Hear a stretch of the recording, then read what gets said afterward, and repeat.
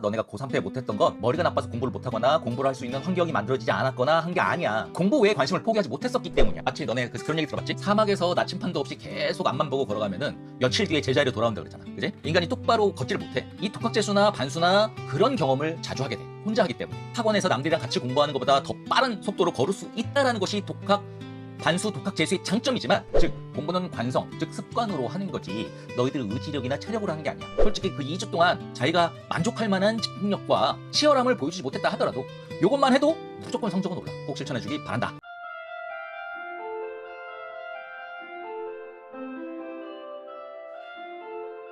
자, 이제 공부를 시작했으면 학습 패턴을 빨리 만들어야 돼. 즉 공부는 관성, 즉 습관으로 하는 거지 너희들 의지력이나 체력으로 하는 게 아니야. 고3 때 경험해봤지? 한 시즌 또는 1년 동안 너희들 몸은 똑같은 페이스를 유지하지 못해. 어떨 때는 컨디션이 좋아졌다가 어떨 때는 떨어지고, 좋아졌다가 떨어지고. 이거 반복하게 되는 것은 확정 변수야. 따라서 너희들이 신체적으로 컨디션이 올라갔을 때든 떨어졌을 때든 똑같은 페이스로 공부가 자동으로 돼야지 의지력과 체력만으로 승부하려고 하면 안 된다는 거지.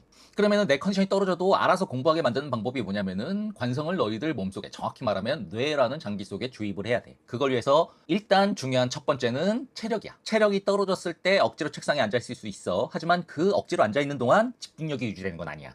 그렇게 억지로 체력이 떨어져 있는 상태에서 학습한 내용은 절대 시험장에서 생각나지 않고 점수를 올리는데 기여도 못해. 왜냐면 뇌는 엄밀히 말해서 몸이지 의지의 영역이 아니기 때문이지. 따라서 체력 관리가 중요하고, 빨간 헤어밴드 4단식 체력 관리를 내가 오프라인에서도 많이 수업을 했고 이 유튜브 채널에도 올릴 거지만 꼭 이걸 따를 필요는 없어. 자기만의 노하우가 있다면 그걸 통해서 자기 체력을 관리해야 되는데, 헬스, 영양제 이런 건 전혀 효과가 없어. 너희들 나이는 젊기 때문에 폭삭 젖은 스펀지 같은 거야. 확 젖은 스펀지를 물에 담근다고 물이 흡수가 되니? 안 돼. 너네는 영양제나 헬스 같은 운동이 도움이 전혀 안 돼. 나이가 든 사람들은 바싹 말라붙은 스펀지이기 때문에 영양제를 먹으면 쪽 흡수를 해서 촉촉해지는 거지만 너네는 그런 게 의미가 없어. 별도의 체력 관리, 그러니까 공부를 위한 체력이야. 이건 진짜 몸을 어떻게 강하게 만드는 체력이 아니라 공부를 위한 체력. 정확히 말하면 오랫동안 앉아 있어도, 장기간 앉아 있어도 두뇌 속에 산소 포화도가 유지되도록 만드는 거지. 그래서 뭐 자기만의 노가 있으면 그걸 따라도 되고, 자기가 믿고 따르는 사람이 있다면 그 사람한테 문의를 해도 되고, 정 둘 다 없다 그러면은 적정한 시기에 이 채널에 올라올 거니까 빨간 헤어밴드 4단식 체력 관리 영상 뭐 10분도 안 될 거야. 그걸 꼭 참조해서 체력을 백업을 시켜놔야만 장기간 학습 페이스를 유지할 수 있다. 그 다음에 이제 동그라미 2번이 제일 중요한 건데, 이거 이해하는 가장 쉬운 방법은 손에 사과를 쥐고 있다고 가정을 해보자. 그런데 책상 위에 복숭아도 있어. 나는 저 복숭아가 먹고 싶어. 지금 이 사과를 쥐고 있는 상태에서. 그럼 어떻게 해야 돼? 너네는 그 사과를 쥐고 있는 상태에서 복숭아를 쥐려고 노력을 해. 쥐어지니? 안 쥐어지지. 그러니까 복숭아가 밀려나고 책상으로 떨어지고 손에 잡히진 않고, 바닥에 떨어지니까 못 먹고, 재수 없으면은 복숭아 잡으려고 하다가 손에 쥐고 있던 사과도 같이 놓쳐서 둘 다 못 먹고, 이렇게 되는 거야. 복숭아를 너네가 먹는 가장 쉬운 방법이 뭐냐면, 사과를 내려놔. 손에서 놔. 그 다음에 복숭아를 잡아. 그 다음에 먹어. 그 다음에 복숭아 다 먹은 다음에 사과를 쥐고 또 먹으면 돼. 그게 둘 다 먹는 방법이거든. 그러니까 정확히 말하면 공부해야지, 집중해야지 하면 되디? 고3 때? 막 지금 시간이 없어. 내일 중간고사야. 근데 지금 40페이지나 남았어. 그럼 너는 어떻게 해?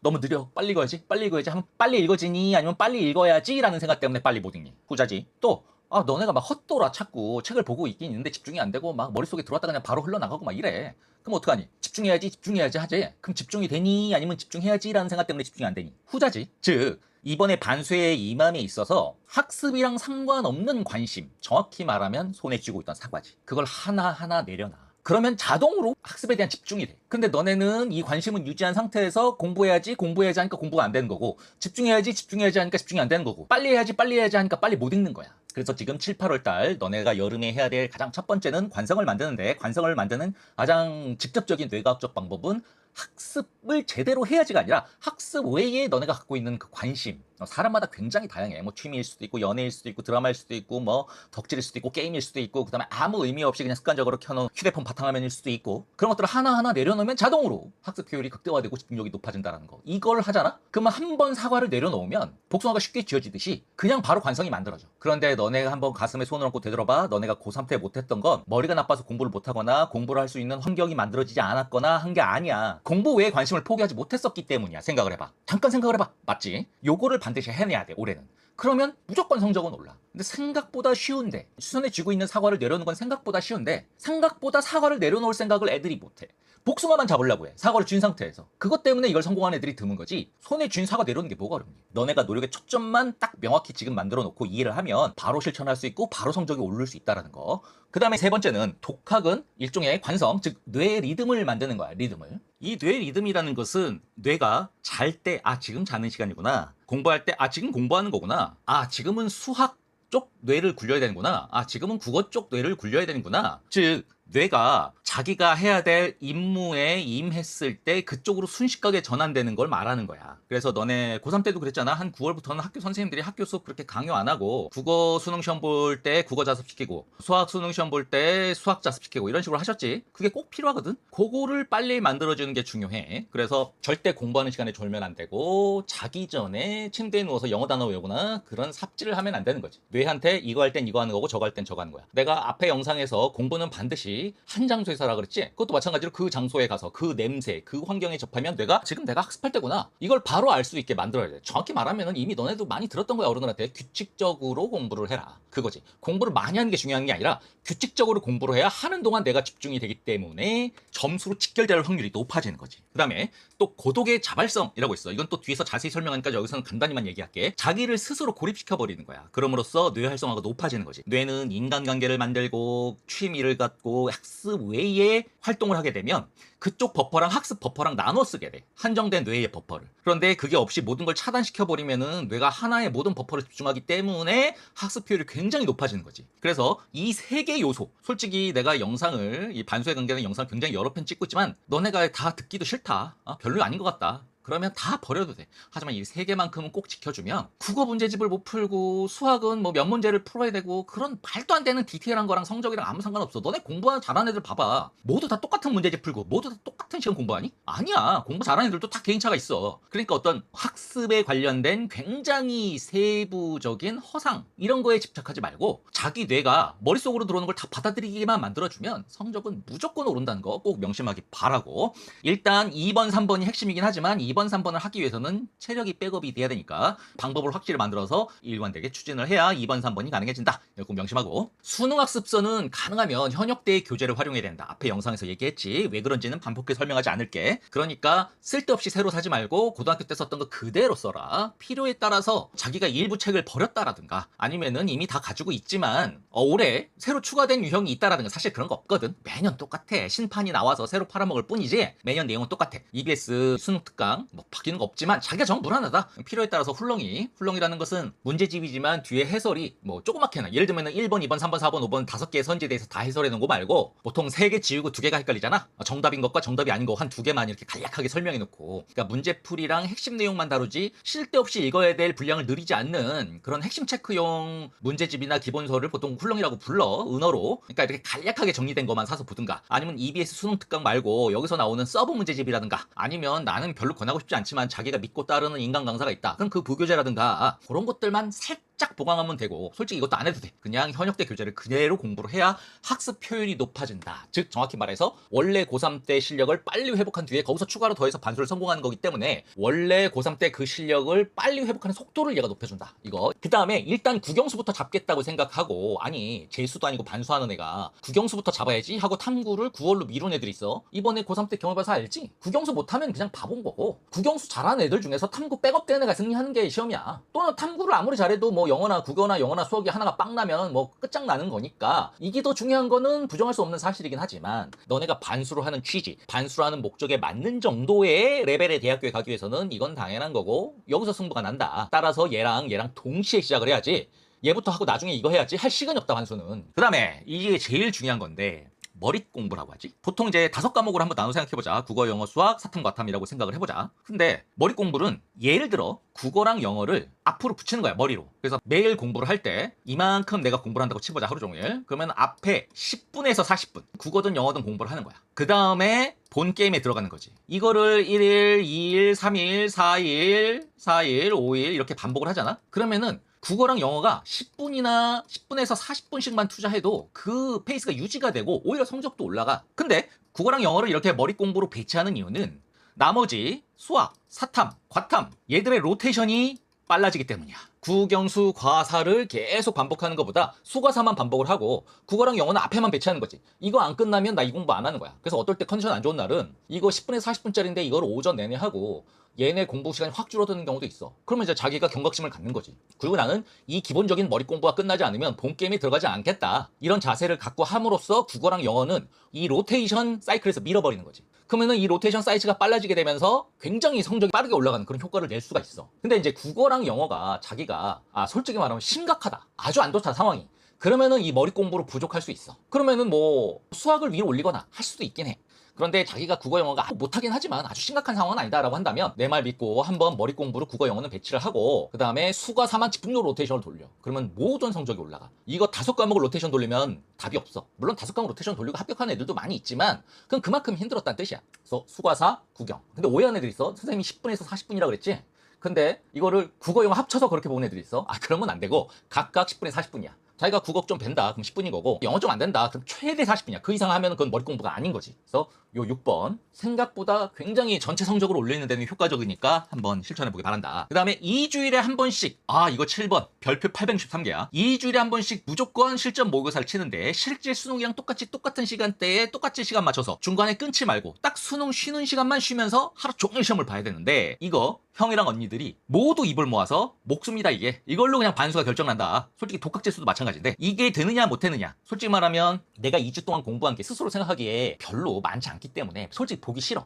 이번엔 좀 거르고 싶고. 근데 한 번만 걸으면 한 달 뒤지. 야, 넉 달 반 동안 반수하는데 한 달 만에 한 번씩 이거 보면은 그럼 4번밖에 안 하겠다는 얘기니? 말도 안 되는 거고. 2주일에 한 번씩 이거 계속 하는 게 중요하다. 마치 너네 그런 얘기 들어봤지? 사막에서 나침판도 없이 계속 앞만 보고 걸어가면은 며칠 뒤에 제자리로 돌아온다 그랬잖아. 그지? 인간이 똑바로 걷지를 못해. 굉장히 큰 원을 그리면서 제자리로 돌아오는 거지. 사막에서 그렇게 힘들게 그 사막을 탈출하려고 갈증을 참고 견디면서 걸었는데 며칠 지나서 제자리라면 모든 의욕을 상실하겠지? 이 독학재수나 반수나 그런 경험을 자주 하게 돼. 혼자 하기 때문에. 학원에서 남들이랑 같이 공부하는 것보다 더 빠른 속도로 걸을 수 있다라는 것이 반수, 독학, 재수의 장점이지만 잘못하면 며칠 동안 제자리로 돌 수가 있거든. 그런데 2주일에 한 번씩 무조건 실전 모의고사를 치게 되면 내 위치를 계속 파악할 수 있게 돼. 그래서 마치 나침판을 들고 사막을 거는 거랑 똑같은 효과가 나타나지. 자기 현위치가 계속 파악이 되니까. 그래서 자기 페이스를 유지하고 성적을 일관되게 높이고 이따 뒤에서 설명하겠지만 계속 오답 원인을 체크하고 그 각 과목별로 세부 분야를 정해서 그걸 선택해서 집중적으로 조지라고 했잖아. 그지? 그 포인트를 계속해서 튜닝해 줄 수가 있어, 얘가. 그렇기 때문에 이거 안 하면 그냥 반수를 안 하는 거다. 이렇게 생각해 줬으면 좋겠고 이것만 해도 솔직히 그 2주 동안 자기가 만족할 만한 집중력과 치열함을 보여주지 못했다 하더라도 요것만 해도 무조건 성적은 올라. 정말 중요한 거야. 꼭 실천해주기 바란다. 요거를 어떻게 활용하는지 뒤에서 조금 더 설명을 해줄게. 그 다음에 이 기간 동안 1명에서 3인, 그러니까 너네를 제외하고 1명에서 3명 정도를 추가를 해서 반수메이트, 러닝메이트라고 많이 하지. 그 반수메이트를 활용하는 것도 가능해. 이거는 뭐 내가 강요하는 건 아니고 너네 성향이나 개인적인 성격에 따라서 한번 활용해봐라 라고 하는 건데 이건 보통은 취업 준비나 고시 공부를 하는, 즉 몇 년 이상 하지. 대학생들은 재수와 반수 이런 건 비교도 안 될 정도로 몇 년 이상 하나의 공부를 하기 때문에 그때 대학생들이 주로 쓰고 교수들이 많이 추천하는 학습 페이스 유지 방법이거든. 간략하게 설명할 테니까 자기한테 좀 맞다 싶으면 한번 활용해보는 게 좋아. 일단 스터디의 3가지 종류야. 진터디는 같은 교재를 공유하는 멤버들이랑 내일 진도 뭐 어디까지 공부해갖고 오자. 그 다음에 정해진 시간에 와서 나 했어 나 못했어. 못한 애들은 벌금 2,000원. 그 다음에 간단하게 그 정해진 진도 내에서 자기가 궁금했던 거 얘기하고. 그래서 다 하는데 30분 이내에 끝나야 돼. 그러니까 이 학습 내용이 뭐지? 나 좀 설명해 줄래? 이렇게 주저리 시간 낭비하는 거 아니야. 30분에 진도 체크하고 간단하게 나 모르겠어. 이거 그거야. 그래? 하고 끝내는 거야. 근데 이것이 진도 스터디인데 생각보다 내가 남들보다 페이스가 지금 떨어져 있는 상태냐 괜찮은 상태냐를 판단하는데 굉장히 유용하고 진도를 자기가 정하다 보면 자꾸 타협하게 돼. 자기 자신이랑. 이거는 생각해봤더니 도저히 이 진도는 무리한 것 같아. 좀 낮출까? 이런 합리화도 들기도 하고. 근데 나는 못하지만 나랑 같이 공부하는 멤버들이 반수메이트는 그 진도를 소화한다면 자기가 스스로 합리화를 못하지. 맞네. 그렇게 해서 이제 고시 공부하는 애들이 많이 쓰는 방법이고 이 출터디는 너네가 대학 중앙도서관이나 아니면은 공립도서관에서 공부하기로 했잖아? 딱 정해졌어. 그럼 거기 커뮤니티 들어가면은 이거 출터디 모음이다. 이런 공지문이 많이 떠. 이거 모르는 사람들이 하는 거야. 그냥 예를 들어서 아침 8시 40분이다. 그럼 아침 8시 40분에 도서관 현관 앞에서 만나야 돼. 서로 모르는 사람이 안녕하세요 하고 그 다음에 만약에 자기가 안 온 사람이 있다. 그럼 나중에 벌금 5,000원 이렇게 되는 거지. 이걸 왜 하는 거냐면 이건 대학 가서 고시 공부하는 애들 사이에서는 상식이야. 도서관에 몇 시에 오는지가 중요하지 몇 시에 집에 가는지는 중요하지 않아. 내가 그날 좀 컨디션이 안 좋을 수도 있고 뭐 여자애들 같은 경우에는 뭐 꼭 그날 뭐 좀 조절해야만 할 수밖에 없는 뭐 그런 날도 있을 수 있고 그럴 때는 좀 일찍 가서 쉬는 것이 다음 날을 위해서 좋단 말이야. 꼭 막 나는 밤에 12시까지 공부할 거야. 이거는 정말 미련한 짓이야. 그러니까 자기 컨디션에 따라서 퇴근하는 시간은 알아서 한다 하더라도 똑같은 시간에 출석을 해야 돼. 그래야 페이스를 유지할 수 있다라는 것을 고시계에선 다 아는 거지. 그래서 출터 딜을 하는 거야. 그래서 뭐 나중에 이제 5,000원씩 벌금 낸 걸 가지고 모르는 사이니까 뭐 만나서 뭐 같이 먹고 할 건 없잖아. 그래서 뭐 음료수 세트를 만들어가지고 나중에 벌금 모은 거 갖고 알아서 그 회장이 분배한다라든가 도서관 자리에서 갔다 온다라든가 뭐 이렇게 하고 해결하기도 해. 대학생들은. 이거는 일단 신체적인 페이스를 유지하기 방법이야. 출터디. 그다음에 이제 밥터디도 있어. 이거는 뭐 진터디처럼 좀 아는 애들이랑 하는 건데 밥만 같이 먹는 거야. 각자 공부하고 같은 도서관 아니라도 돼. 밥 먹는 시간이 정확하게 시간 정해서 그때 만나서 같이 밥 먹고 밥 먹는 동안 공부 외의 얘기만 하는 거야. 공부 얘기는 절대 하면 안 돼. 정해진 식사 시간이 끝나면 각자 자기 공부하는 자리로 돌아가는 거지. 이거는 생각보다 이제 외로움을 많이 타거나 식사가 출석만큼은 아니지만 페이스를 유지하는데 굉장히 중요하거든. 똑같은 시간에 똑같은 시간만큼 밥 먹는 거. 그 다음에 어느 정도 수다 시간을 만드는 거지. 예를 들어서 밥 먹는 거 한 30분이면 끝나도 1시간 식사 시간을 잡았다. 그럼 30분 동안 수다 떨다 헤어지는 거야. 이것이 어떻게 보면 인간다움을 유지한다고 해야 되나? 너무 극도 외로움을 타는 애들 같은 경우에는 그것 때문에 잠식되기도 하기 때문에 이렇게 밥터기 하는 경우도 있고. 요 세 개 중에 하나 해도 되고 세 개 중에 뭐 2개 정도 하면 아주 좋아. 근데 다시 말하지만 이거는 내가 강추가 아니라 개인적 성향에 따라서 필요가 없을 때도 있고 필요할 때도 있거든. 그러니까 자기가 판단을 해서 한번 만들어 보길 바래. 같이 반수하는 애들이 있다면 진터디나 밥터디 할 수도 있고 자기가 없다 혼자 한다. 그러면 이제 커뮤니티 들어가서 출터디를 하나 만들어도 괜찮고 그거 한번 생각해 보길 바란다. 일단 내 제자들 케이스 그 다음에 내 제자들이 아니지만 이 영상을 보고 있는 학생들 케이스에 맞춰서 논술에 대한 설명을 해야 돼. 논술을 버리는 경우는 거의 없어. 반수에서 뭐 수능에 중점을 두느냐 논술에 중점을 두느냐의 차이가 있을 뿐이지 어차피 한 번 더 하는데 논술을 안 본다는 건 말이 안 되거든. 그래서 논술 복습을 어쨌든 해야 되는데 빨간 흡연사단 내 제자들 같은 경우에는 현역 때 배웠던 그 브리츠크리그라는 교재가 있었지. 그거 할 때 선생님이 일부러 웃긴 얘기 뭐 시답지 않은 얘기 뭐 폭력적인 얘기 뭐 이렇게 막 하면서 재밌게 수업을 했잖아. 그러니까 그 해당 내용의 설명한 중에 있었던 일이 포장지 역할을 하라고 그렇게 했던 거거든. 그게 아마 같이 떠오를 거야. 그걸 리마인드 하면서 희죽희죽 웃으면서 최대한 빠른 속도로 읽어야 돼. 정확하게 읽는 게 아니라 빠른 속도로. 쉽게 말하면 덧칠하기지. 일단 수능 공부는 덧칠하기야. 그러니까 한번 물감으로 쓱 하고 칠했어. 그럼 어떠니? 깨끗하게 묻니? 아니야. 어딘 두껍게 칠해주고 어딘 얇게 칠해주고 어떤 곳은 아예 물감이 안 묻어서 도화지가 그냥 빵꾸 난 것처럼 하얗게 보이지. 2번, 3번 칠해야 균일하게 칠해져. 즉 완벽하게 한 페이지 한 페이지 이해하려고 노력하는 건 고2 때 공부 방법이고 너네는 이미 고3을 거쳤던 애들이야. 전체 과정 중에 하나도 모르는 건 없어. 제대로 알거나 어설프게 하는 부분만 존재할 뿐이지.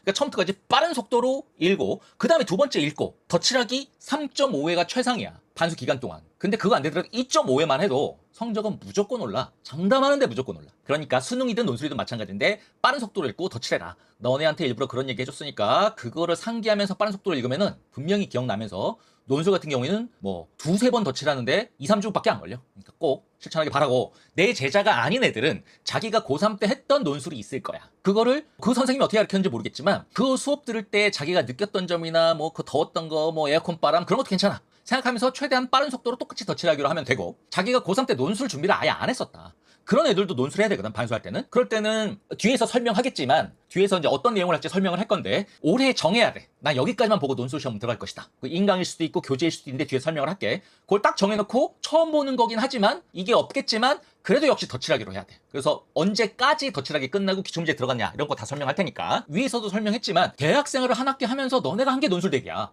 근데 그 기회를 버릴 수는 없는 거지. 반수생이 재수생도 이기고 고3도 무조건 이기는 유일한 영역이 논술이야. 그러니까 논술은 반드시 응시해야 된다. 일정 시점까지만 반복하고 그 다음에 바로 기출문제 들어간다.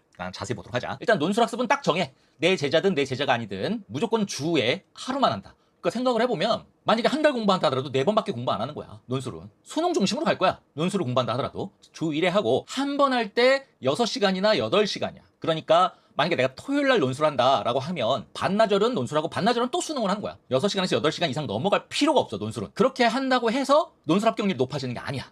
그래서 1회당 6시간에서 8시간 하고 그 다음에 7월에서 8월 중순 사이 너네 형들이랑 언니들 말에 의하면 6주 정도 하면 그러니까 요거를 6번 정도 하면 전체 4바퀴를 돌릴 수가 있대. 그러니까 전체 진도를 4번 덧칠할 수가 있대. 그러니까 내 제자인 애들은 이걸 그냥 규칙처럼 지키면 되고 내 제자가 아닌 애들 중에서 자기가 고3 때 공부했던 내용이 있을 거 아니야?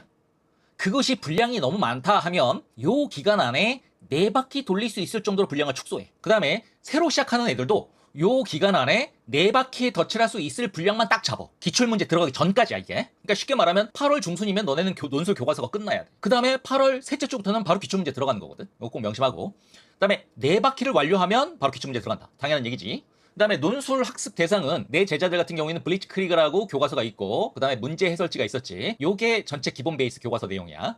여기에 자기가 이번에 지원할 대학교의 논술 가이드북, 이거는 매년 새로 나오는 거 알지? 요거. 근데 아직 7, 8월 시점이야. 그 얘기는 뭐야? 어느 대학교 원서 쓸지, 논술로 또는 논술로 몇 개를 쓸지 아직 확정이 안 된 상태야 너네가. 그러니까 모든 학교, 자기가 생각하고 있는 학교 모든 학교를 논술 가이드북 할 필요는 없고, 자기가 생각하는 학교 중에서 정말 합격했으면 행복하겠다라는 학교 1위, 2위 그 두 학교만 논술 가이드북을 보도록 한다. 근데 내 제자들은 알지? 이 전체가 140페이지가 넘지만 그거 다 볼 필요 없어. 뭐 우리 학교는 무슨 인재를 기른다, 뭐 고등학교 교과 과정으로 성실하게 이수한 학생은 모두 잘 쓸 수 있도록 뭐 어렸을 때 토론과 독서를 통해 이런 개소리들 있지? 그런 거 무시하고 딱 문제와 해설에 관한 내용, 출제 의도에 관한 내용만 설명하는 거는 10몇 페이지밖에 안 돼. 그것만 딱 보는 거야. 쓸데없는 거 볼 필요 없어. 그 다음에 이제 내 제자가 아닌 애들은 요게 없을 수도 있지만 이거는 어떤 강사한테 배웠던 다 있을 거야. 문제, 어떤 기출문제를 가지고 어떻게 푸는지 설명한 그 해설지지. 요거랑 자기가 교과서가 없었다면 요거 없어도 돼. 하지만 요걸 늘려야 돼. 그렇게 되면 요걸 늘려야 돼. 사실 요것들을 공통분모를 뽑아놓은 게 이거긴 하거든. 근데 자기가 고3 때 배웠던 강사가 요런 스타일이었다, 그냥 매번 가면 문제만 냈다 풀어주는 사람이었다, 그러면은 어쩔 수 없어. 이걸 새로 만들 수는 없어, 반수하면서. 그러니까 요걸 좀 늘리고, 아마 요거는 그러면은 내 제자들보다 개수는 좀 많을 거야. 요걸 안 했으니까. 요거 2개만 갖고 진행을 하지, 이걸 새로 찾으려고 하지 마라. 이것 때문에 인강 듣고 그러지 마라. 참고로 내 개인 사이트에 이거 인강이 있어. 근데도 듣지 말라고 하는 거야. 요거 하면 돼. 그 다음에